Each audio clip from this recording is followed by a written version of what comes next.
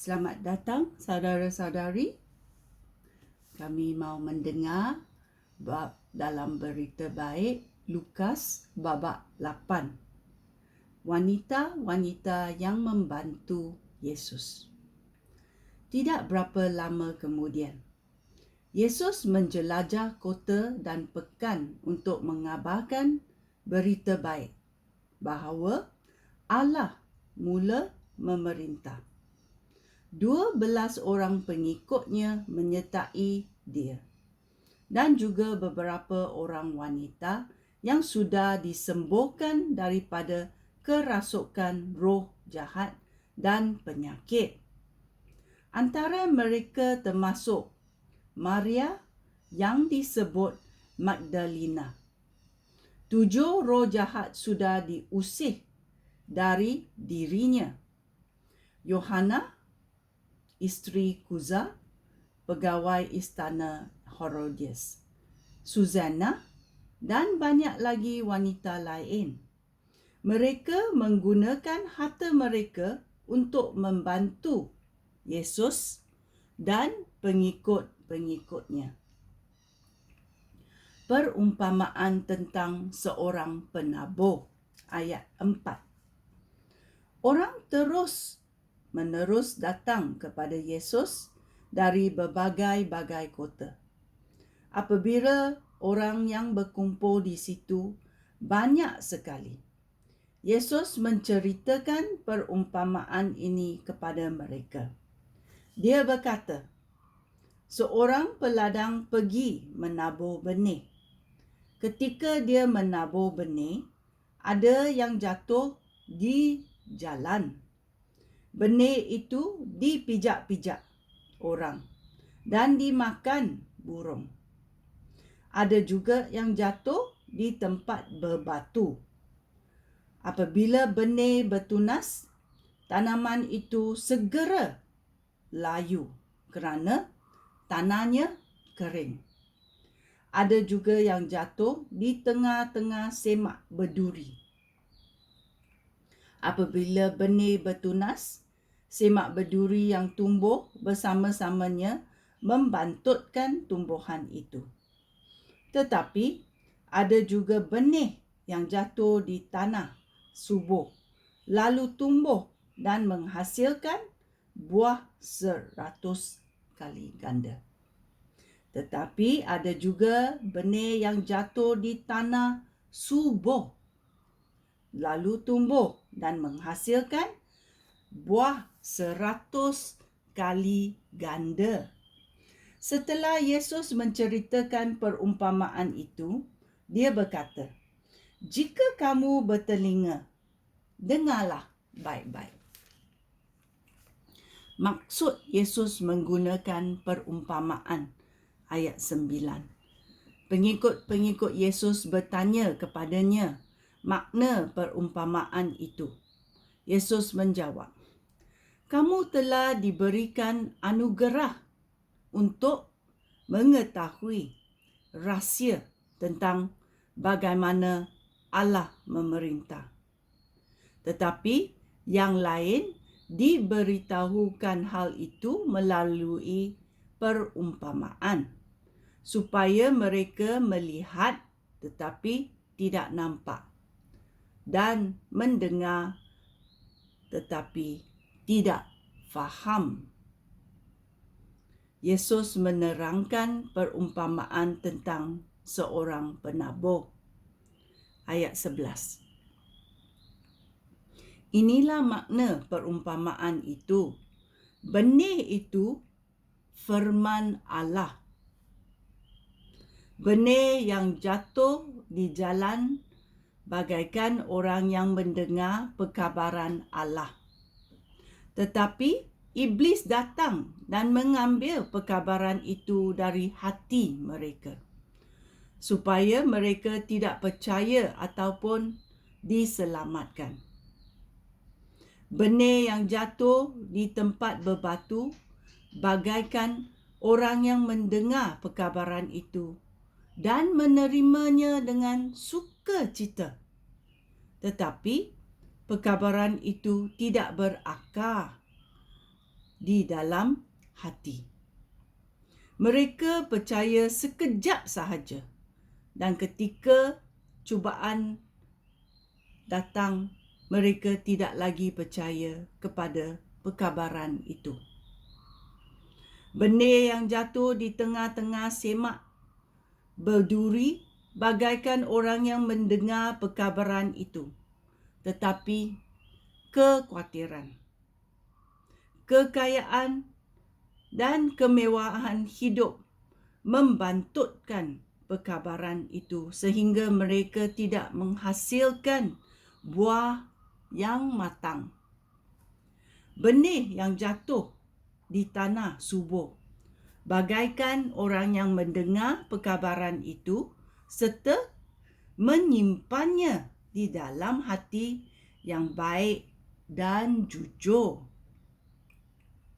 Mereka bertekun sehingga menghasilkan buah. Pelita di bawah pasu. Ayat 16. Tidak seorang pun memasang pelita lalu menaruhnya di bawah pasu ataupun meletakkannya di bawah katil.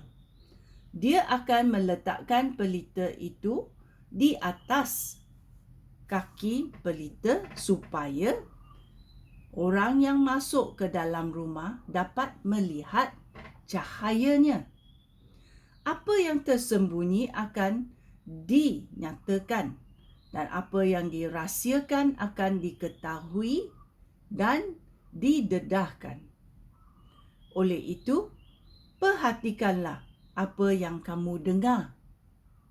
Seseorang yang mempunyai sesuatu akan diberi lebih banyak lagi. Tetapi seseorang yang tidak mempunyai apa-apa, sedikit pun yang disangka ada padanya akan diambil juga. Ibu dan saudara-saudara Yesus. Ayat 19. Ibu dan saudara-saudara Yesus datang kepada Yesus, tetapi mereka tidak dapat menghampiri dia kerana orang di situ terlalu banyak. Lalu seorang berkata kepada Yesus, "Tuan, ibu dan saudara-saudara Tuan di luar. Mereka hendak berjumpa dengan Tuan." Tetapi Yesus berkata kepada mereka semua, "Orang yang mendengar firman Allah serta mentaatinya, merekalah ibu dan saudara-saudara aku." Yesus menedurkan angin ribut. Ayat 22.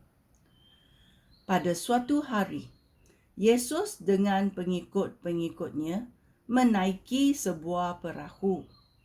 Dia berkata kepada mereka, "Marilah kita menyeberangi tasik." Mereka pun bertolak. Sedang mereka berlayar, Yesus tidur. Tiba-tiba, angin kencang melanda tasik itu. Air mula masuk ke dalam perahu sehingga membahayakan mereka semua. Yesus, pengikut-pengikut Yesus pergi kepada Yesus lalu membangunkan Yesus. Mereka berkata, "Guru, Guru, kita hampir tenggelam." Yesus bangun lalu menengking angin dan ombak yang bergelora. Angin dan ombak pun teduh dan tasik menjadi tenang sekali.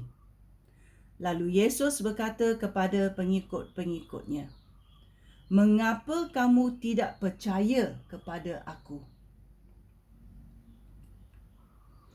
Tetapi mereka hairan dan takut serta bercakap sesama sendiri, "Siapakah orang ini sehingga angin dan ombak taat kepada perintahnya?" Yesus menyembuhkan orang yang dirasuk roh jahat. Ayat 26. Mereka terus berlayar ke daerah Gerasa di seberang Tasik Galilea. Sedang Yesus naik ke darat, dia didatangi seorang lelaki dari bandar. Orang itu dirasuk roh jahat. Sudah lama orang itu tidak berpakaian dan tidak mahu tinggal di rumah. Dia tinggal di gua kubur. Apabila dia melihat Yesus, dia berteriak serta sujud di hadapan Yesus dan berseru, "Hai Yesus, Anak Allah yang Maha Tinggi, apakah yang akan Engkau lakukan terhadap aku? Aku mohon, janganlah seksa aku." Orang itu berkata demikian kerana Yesus telah memerintah roh jahat itu keluar daripadanya. Banyak kali roh jahat itu menguasai orang itu. Walaupun dia dijaga dengan ketat dan kaki tangannya dirantai, dia dapat memutuskan rantai itu. Lalu roh jahat membawa dia ke padang gurun. Yesus bertanya kepadanya, "Siapa nama kamu?" Dia menjawab, "Legion," kerana banyak roh jahat sudah masuk ke dalam dirinya. Roh-roh jahat itu memohon supaya Yesus tidak menghalau roh-roh itu ke jurang maut. Dekat tempat itu ada kawanan babi sedang mencari makan di lereng bukit. Roh-roh jahat itu memohon supaya Yesus membenarkan roh-roh itu masuk ke dalam kawanan babi itu. Yesus bersetuju. Begitulah roh-roh jahat itu keluar daripada orang itu, lalu masuk ke dalam kawanan babi. Kemudian kawanan babi itu lari ke teping jurang dan terjun ke dalam tasik, lalu tenggelam. Penjaga-penjaga babi itu nampak apa yang sudah berlaku. Mereka lari dari situ lalu menyebarkan berita itu di bandar dan di kampung-kampung sekitarnya. Lalu orang ramai keluar hendak melihat apa yang sudah berlaku. Mereka datang kepada Yesus dan mendapati orang yang telah dibebaskan daripada roh jahat duduk dekat kaki Yesus. Orang itu sudah berpakaian dan waras fikirannya. Mereka semua ketakutan. Semua orang yang telah melihat kejadian itu memberitahu orang ramai bagaimana orang itu disembuhkan. Lalu penduduk daerah Gerasa memohon supaya Yesus meninggalkan tempat itu, kerana mereka semua takut. Oleh itu, Yesus menaiki perahu lalu pergi dari situ. Orang yang telah dibebaskan daripada roh jahat memohon kepada Yesus supaya dibenarkan mengikut Yesus. Tetapi Yesus menyuruh dia pergi. Pulanglah ke rumah dan ceritakanlah apa yang telah dilakukan oleh Allah untuk kamu. Apa yang dilakukan oleh Allah untuk kamu. Orang itu pergi ke seluruh pelosok bandar dan menceritakan apa yang telah dilakukan oleh Yesus untuknya. Anak Yairus dan wanita yang menyentuh jubah Yesus. Ayat 40. Apabila Yesus kembali ke seberang tasik, Orang ramai menyambut dia kerana mereka sedang menanti-nantikan dia. Lalu datanglah seorang bernama Yairus. Dia ketua rumah ibadat tempatan. Dia sujud di hadapan Yesus dan memohon supaya Yesus datang ke rumahnya kerana anak perempuannya yang tunggal berumur 12 tahun hampir meninggal. Sedang Yesus berjalan ke rumah Yairus, orang mengasak dia dari sini semua sisi. Di situ ada seorang wanita yang menderita penyakit pendarahan selama 12 tahun. Dia telah menghabiskan segala miliknya untuk rawatan doktor. Tetapi tiada seorang pun dapat menyembuhkan dia.